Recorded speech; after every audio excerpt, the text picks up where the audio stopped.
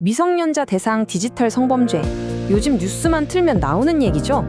그런데 우리가 아는 법 조항들? 그 뒤에는 사실 수사관들만 아는 진짜 이야기가 숨어 있습니다. 그래서 오늘은 그들의 시선으로 어떻게 사건의 진실을 다시 쌓아 올리는지 그 비밀스러운 업무 매뉴얼을 한번 들여다보겠습니다. 이런 디지털 세상에서 말이죠. 삭제 버튼 하나 누르면 정말 모든 게 깨끗하게 끝나는 걸까요? 글쎄요. 아마 여러분의 생각과는 전혀 다른 우리 눈에 보이지 않는 규칙이 지금 이 순간에도 작동하고 있을 겁니다. 네, 바로 그겁니다. 법전에는 단 한 줄도 나오지 않는 오직 수사관들의 머릿속과 경험 속에만 존재하는 진짜 업무 매뉴얼. 지금부터 그들의 눈으로 사건이 어떻게 재구성되는지 우리 함께 따라가 보시죠. 자, 수사관이 가장 먼저 맞닥뜨리는 전장이 어딘지 아세요? 그건 증거물이 놓인 책상이 아닙니다. 바로 용의자의 머릿속, 즉 이 사람이 과연 알고 있었는가를 둘러싼 아주 치열한 심리전이죠. 수사는 바로 이 마음 상태를 재구성하는 데서부터 시작됩니다.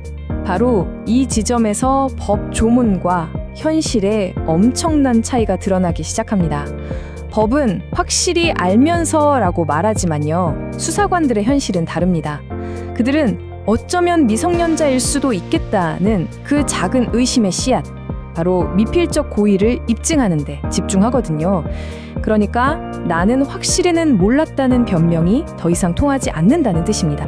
자, 그럼 궁금하잖아요? 그 애매모호해 보이는 미필적 고의를 도대체 어떻게 증명해내는 걸까요? 해답은 의외의 곳에 있습니다. 바로 범죄가 저질러지기도 전 용의자가 남긴 수많은 디지털 발자국들을 거슬러 올라가는 거죠. 이때부터 수사관은 거의 디지털 고고학자가 됩니다. 학생, 교복, 08년생 같은 검색어는 그냥 시작에 불과해요.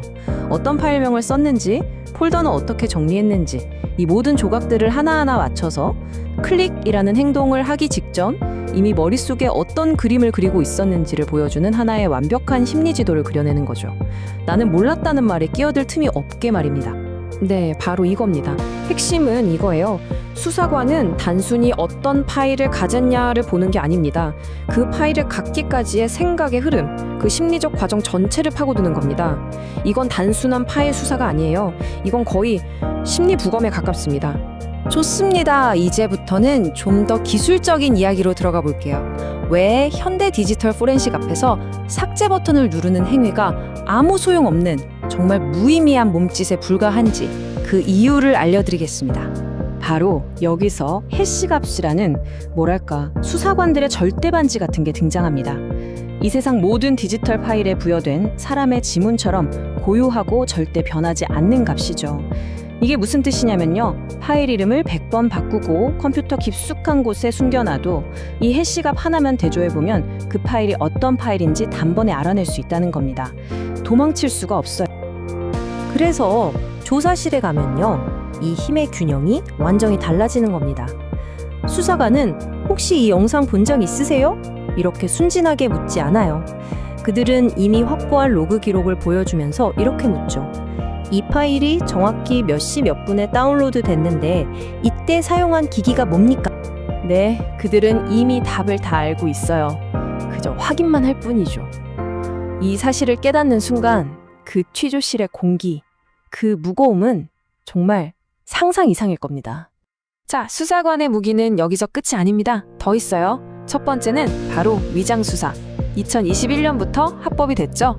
지금 여러분이 텔레그램에서 대화하는 그 누군가, 사실은 경찰일 수 있다는 겁니다. 그리고 두 번째, 이게 진짜 많은 분들이 오해하는 건데 바로 스트리밍의 함정입니다. 나는 다운로드 안 하고 보기만 했어 라고 안심하면 절대 안 됩니다. 스트리밍하는 그 순간 여러분의 기기에는 임시 파일, 즉 소지의 증거가 남게 되거든요. 자, 이렇게 수사가 진행되고 나면 결국 법의 심판대로 가게 되겠죠. 그런데 여기서 또 다른 질문이 생깁니다. 왜 똑같은 사건인데 누구는 벌금이고 누구는 감옥에 가는 걸까요? 그 형량을 가르는 결정적인 차이가 뭔지 한번 살펴보겠습니다. 보시면 아시겠지만 이 처벌의 경계선이라는 게 정말 명확합니다. 단순히 혼자 보고 소지한 것과 이걸 다른 사람에게 단 한 번이라도 유포한 것 사이에는 사실상 건널 수 없는 강이 흐릅니다. 특히 N번방 사건 이후로 법원은 유포 행위에 대해서는 초범이라도 실형을 선고하는 사실상 무관용 원칙을 적용하고 있어요. 정말 하늘과 땅 차이의 결과가 나오는 거죠. 그럼 수사관들이 가장 이 사람은 구속해야겠다 라고 마음먹게 되는 순간은 언제일까요? 놀랍게도 그건 증거 인멸입니다. 휴대폰을 부수거나 컴퓨터를 초기화하는 그 순간 수사관의 눈에는 그 행동이 이렇게 보입니다. 나는 지금 드러난 것보다 훨씬 더 큰 죄를 숨기고 있습니다 라고 소리치는 것처럼요. 자, 그럼 이제 마지막으로 가장 현실적인 얘기를 해보죠. 정말 만약에 이런 상황에 처하게 된다면 어떻게 해야 할까요? 수사관들이 말하는 이른바 골든타임 대응 전략 지금부터 알려드리겠습니다. 핵심은 딱 두 가지입니다. 보존 그리고 일관성. 절대 기기를 초기화하거나 부수면 안 됩니다. 그건 반성의 기미가 없다는 가장 명백한 신호니까요. 오히려 유료 결제 내역처럼 성인물인 줄 알았다는 나의 주장을 뒷받침할 객관적인 증거를 스스로 확보하는 게 중요합니다. 그리고 척 진술. 한 번 뱉은 말은 바꿀 수 없어요. IP 주소, 결제 기록 같은 명백한 증거 앞에서 기억이 안 난다는 말은 가장 최악의 답변입니다. 그리고 이건 정말 절대 해서는 안 되는 행동들입니다. 기기를 파괴하는 건 그냥 저를 구속시켜 주세요라고 외치면서 KTX 특시를 끊는 거나 마찬가지예요. 하지만 그것보다 더 위험하고 더 최악인 행동이 있습니다. 바로 피해자에게 연락하는 겁니다. 이건 2차 가해이자 협박죄 같은 별개의 범죄가 될 수 있어서 상황을 완전히 돌이킬 수 없게 만듭니다. 디지털 기록은 차갑습니다. 거짓말을 하지 않죠. 하지만 그 차가운 기록에 담고 있는 진실의 맥락은 법률이라는 논리를 통해 완전히 다르게 해석될 수 있습니다. 결국 진짜 싸움은 이 기록을 어떻게 해석하느냐의 싸움인 거죠. 변하지 않는 디지털 기록 앞에서 과연 진실의 무게는 어디로 기울게 될까요?